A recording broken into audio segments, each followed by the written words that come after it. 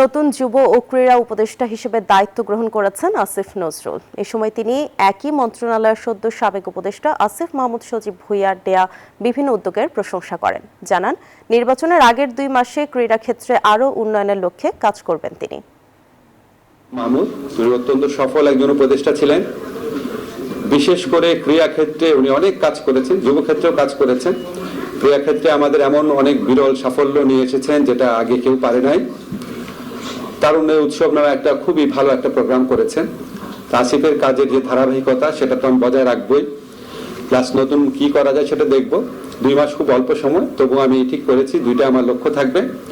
একটা হচ্ছে যদি কোনো রকম দুর্নীতি বা অনিয়ম বিরোধী কোনো পদক্ষেপ নেওয়ার স্কোপ থাকে, তার বাইরে গেলে অন্য মন্ত্রণালয়ের দায়িত্ব নিয়ে শুনতাম ওখানে খেলাধুলা খুব করুণ অবস্থা। আমরা তো সব ঢাকা কেন্দ্রিক হয়ে গেছি।